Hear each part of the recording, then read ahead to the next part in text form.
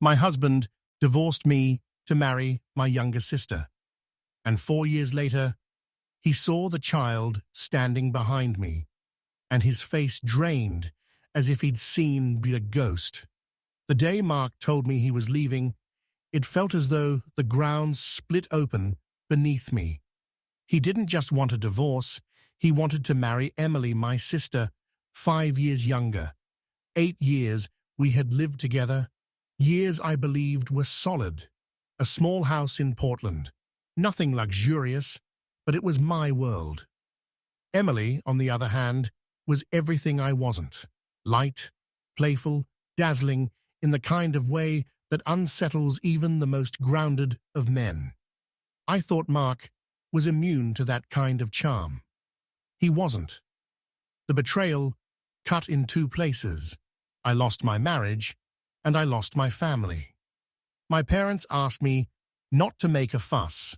My mother even said, with a coldness I will never forget, "At least it stayed in the family." I laughed that night, a short, broken laugh. Then I packed my things, filed for divorce, and disappeared from all their lives. 4 heavy years passed. I worked as a nurse at St. Mary's Hospital, long shifts that drained my body and my spirit. I refused every invitation to date. My heart was still an open wound.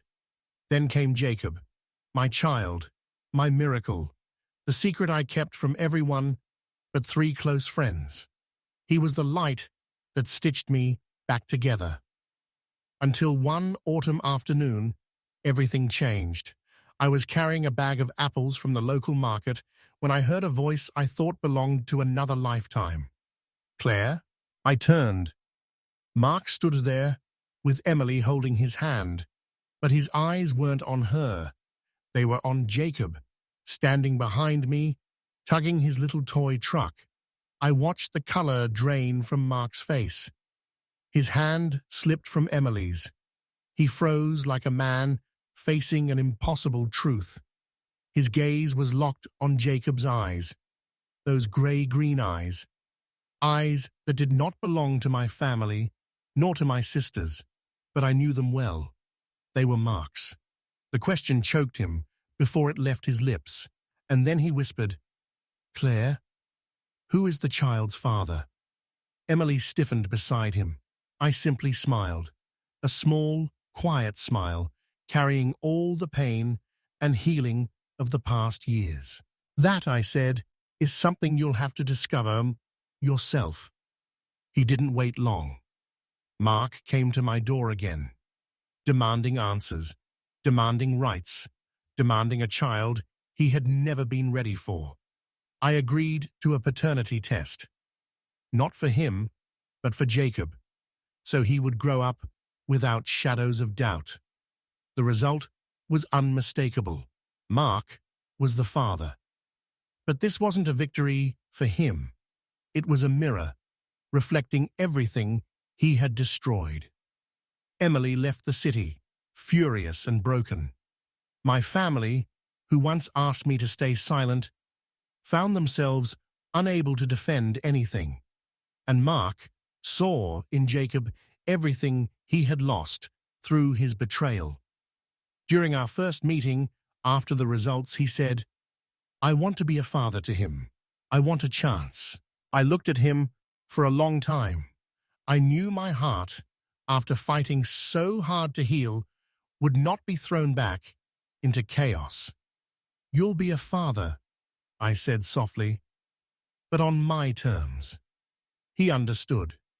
With just one look, he knew the era of control was over. I filed for full custody, allowing scheduled visitation for Mark. He tried to object, but his past stood as evidence against him. In court, the judge closed the matter. The mother has shown consistent stability.